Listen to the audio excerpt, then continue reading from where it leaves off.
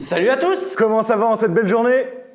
Nous sommes donc heureux détenteurs d'un trophée YouTube Argent 100K. 100K quoi? 100K abonnés, 100K de vous! Oui, alors évidemment, la vidéo n'arrive pas au moment où on a reçu ce trophée. Entre-temps, on a pris quelques milliers d'abonnés en plus. Mais l'essentiel, c'est qu'on respecte la tradition YouTube. Les gens auxquels vous êtes abonnés, qui reçoivent un trophée 1 million ou 100K, il faut une petite vidéo dessus. Et je pense qu'on va pas déroger à la règle parce que c'est quand même vachement sympa. Et donc, qu'est-ce qu'on fait aujourd'hui avec ce trophée? Eh bien, on va essayer de le reproduire avec différentes machines de l'atelier. Ouais, différents matériaux surtout. On va en faire un en bois et un en impression 3D. Ce qui fait qu'on aura un triptyque original bois 3D. Donc à la fin de cette vidéo, normalement, on devrait avoir 3 trophées 100K, c'est-à-dire 300 000 abonnés. Merci à vous, n'hésitez pas à mettre la cloche, à cliquer sur le bouton.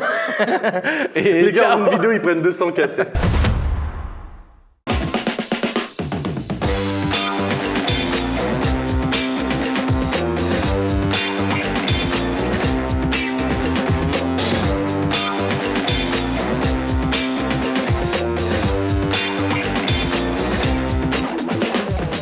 Maintenant que Baptiste a pris la photo, on va pouvoir la mettre dans un logiciel sur l'ordinateur pour pouvoir la vectoriser, c'est-à-dire la dessiner numériquement.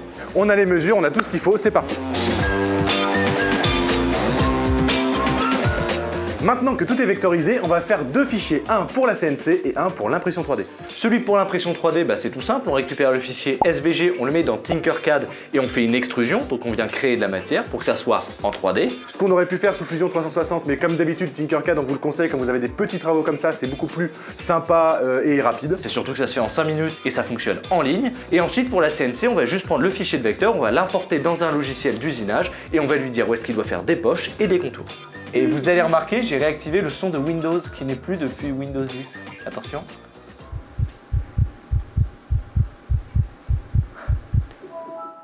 Yes, Windows Vista style.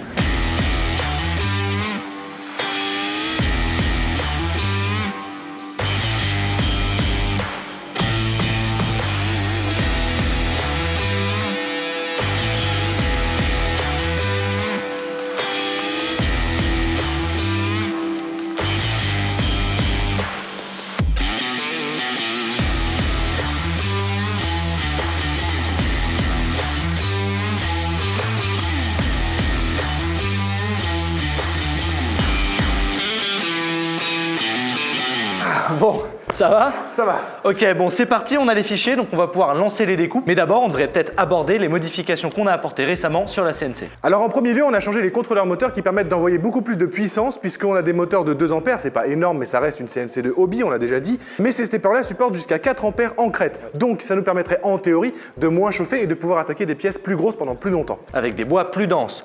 Aussi, pour contrôler ces contrôleurs moteurs, il a fallu qu'on change la carte. On est passé sur un GRBL 32 bits et sur un STM32, donc un Arduino très puissant on va dire. Pour un Arduino. En plus, elle a été conçue par un groupe de Français, donc je remercie chaleureusement Maker CNC qui vraiment nous a donné des conseils précieux sur l'installation de la carte sur une chip Poco. Si vous avez une CNC et que vous voulez la booster, n'hésitez pas à prendre cette carte. En tout cas, nous on l'essaye, on a trouvé ça super, c'est hyper bien développé. Vous avez tous les liens dans la description. Elle est géniale parce qu'en plus ici maintenant on a un écran tactile qui est connecté en Wi-Fi, en USB ou en carte SD, donc on a vraiment plein de moyens d'envoyer les fichiers sur la CNC et surtout elle est entièrement autonome, donc plus besoin d'ordinateur, tout se passe directement ici et avec un petit nunchuk. De Wii, de Nintendo Wii. Ouais. Comme on a considéré que le meuble faisait partie de la CNC en entier, eh bien on en a profité pour mettre vraiment un gros système d'aspiration qui vraiment nous permet d'avoir aucun copeau lors de la découpe et le tout démarre automatiquement lorsqu'on lance un fichier. On met la tête au fond, je remets la planche par-dessus et on lance la découpe. C'est parti.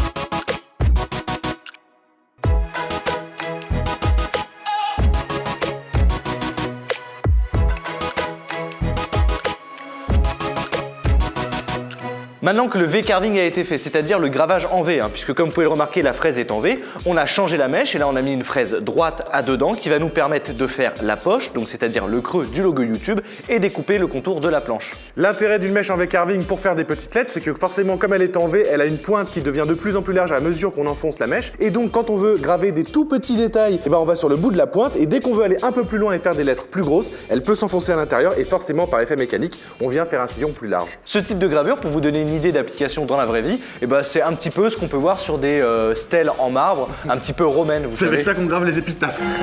Exactement, ça ressemble à ça. Mais on a aussi imprimé en 3D un nouveau mécanisme pour aspirer les poussières et pour changer rapidement les mèches. On vous montre ça. Donc c'est super simple parce que c'est magnétique, donc il suffit juste de retirer le bloc d'aspiration qui se met autour de la fraise. Et maintenant, on a accès directement à la broche et on peut rentrer la fraise facilement dedans. Ensuite, on vient reclipser toujours par magnétisme. Et la partie movible vient s'aimanter directement sur la partie noire qui est reliée à l'aspirateur. Ça marche vraiment bien. Oui, d'ailleurs, vous pouvez le voir sur notre Instagram. On a posté une petite vidéo où vous voyez le petit flux de poussière qui rentre à l'intérieur. C'est assez joli. On vous encourage à aller jeter un coup d'œil. Et en plus de jeter un coup d'œil, évidemment, n'hésitez pas à vous abonner si ce n'est pas déjà le cas. Allez, on lance le tout et on part sur la suite.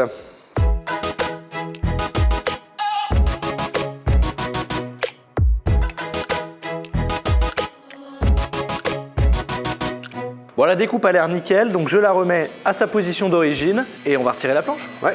Alors, est-ce que j'ai été vraiment très précis sur la découpe, donc je sais pas si on a parfaitement traversé le bois. Oh, pas mal. Ouais, donc là on remarque soit que le bois est pas totalement égal, soit qu'il y a quelques petits dixièmes de millimètre sur la CNC qui font que c'est pas totalement droit. On peut la passer dans la raboteuse, hein. Ah oui, complètement, oui. On peut retourner la planche et la passer intégralement. Ouais, on essaye. Ok, d'accord. Ok. C'est ta responsabilité. Ouais.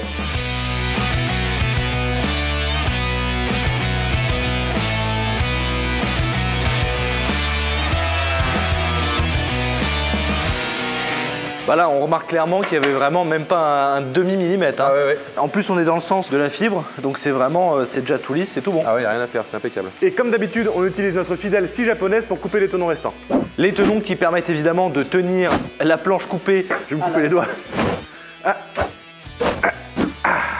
Donc je disais, les tenons qui permettent évidemment de maintenir la planche coupée à la planche restante, parce que sinon la fraise pourrait se bloquer et se casser lors de la dernière passe.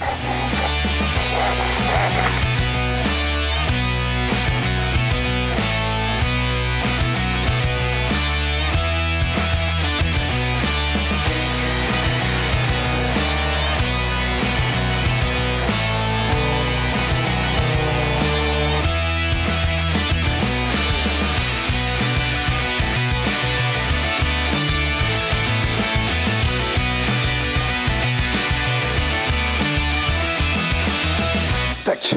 Bon, donc ça y est, les tenons ont été retirés à la ponceuse et on en a profité aussi pour poncer sur le devant. C'est super lisse, c'est super bien, mais évidemment on va le customiser un peu, on va pas le laisser brut. On va essayer de faire de la résine métallisée à l'intérieur pour reprendre l'aspect un peu alu, un peu stylax. Parce qu'on a acheté des pigments métallisés et on a racheté de la résine.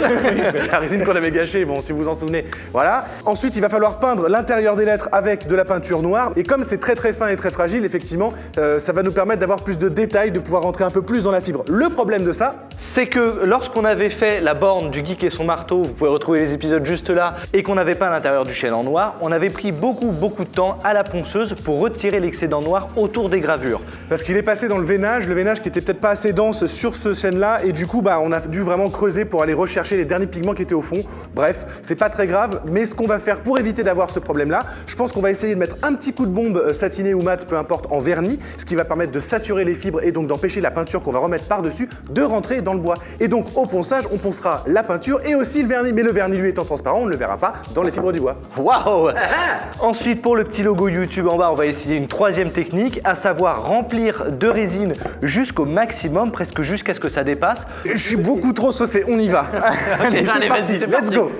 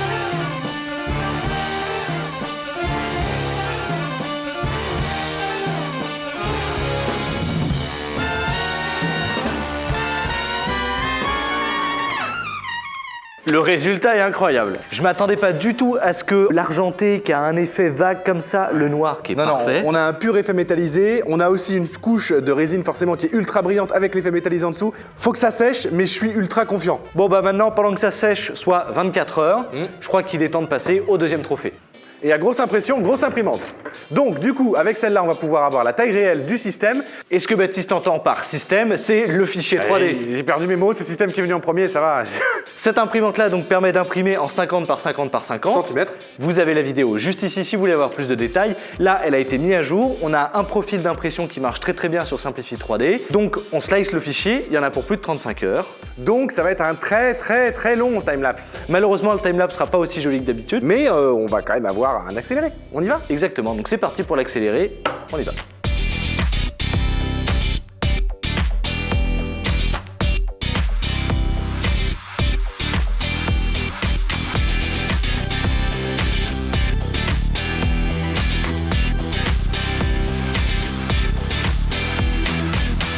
L'impression a l'air magnifique, on va regarder tout ça plus près. Ouais. Alors la première chose à dire, c'est qu'on a diminué l'extrusion multiplier, le multiplicateur d'extrusion. Ça permet de retirer un petit peu de plastique par rapport à ce qu'on devrait déposer normalement. Ce que ça fait, c'est qu'on a des caractères qui sont très nets, mais en même temps, ça nous permet de mieux voir sur les couches supérieures que c'est vraiment une impression 3D puisqu'on repère immédiatement les dépôts de filaments côte à côte qui ne sont pas écrasés et qui sont très visibles. Donc c'est parfait, pour un trophée imprimé en 3D, on a une sensation d'imprimer en 3D. Et enfin, la dernière chose à dire, c'est qu'on n'a pas imprimé avec un raft, c'est-à-dire un radeau. Qu'est-ce qu'un radeau? Eh bien, c'est 3-4 couches perdues sur lesquelles vont s'imprimer une impression 3D. Pourquoi utiliser cette technique? Eh bien, tout simplement parce que ça améliore l'adhérence. Alors un raft, c'est pas du tout obligatoire, hein, c'est surtout lié au fait que c'est une très grande pièce et donc il y a des différences de température entre les extrémités de la pièce. Forcément, ça wrappe. Oui, puis ça nous permet quand même de gagner 10 heures sur l'impression finale, ce qui est quand même pas négligeable quand on doit sortir une vidéo par semaine. Ouais, en plus pour une impression de 35 heures, nous on a acheté un petit onduleur, ça permet de continuer l'impression en cas de coupure d'électricité, tous les liens sont en description. Bon allez, on décolle ça et on va pouvoir se servir justement du wrapping pour mettre le doigt en dessous. Ouais, je vais prendre une spatule, ça sera quand même plus simple. Ok. Alors on a quand même malheureusement quelques petits décollements. Bon et comme vous pouvez le voir, hein, du coup le fait que ça aille wrapper ici, que ce soit un peu tordu, forcément les couches ne collent pas entre elles. Rien de très grave parce que c'est le dos et ce qui compte pour nous, c'est la face. Donc c'est bon, on a nos 2 trophées DIY. Ils sont très jolis. Ils sont très jolis, je suis vraiment content. Il faut quand même continuer à tuner celui-là, donc on va utiliser un peu de vinyle, quelques techniques avec un chalumeau pour retirer les bouts de filament qui partent un peu de peinture peut-être. Oui, peut-être un peu de feutre tout simplement. Voilà, on va voir ça, c'est parti.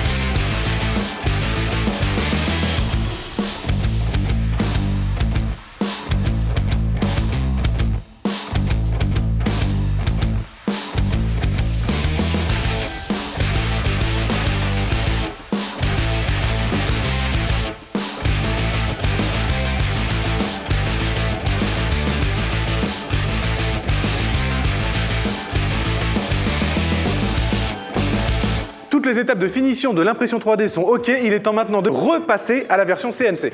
Et donc là, il va falloir passer le petit papier de verre, la petite bombe de vernis et on sera enfin prêt.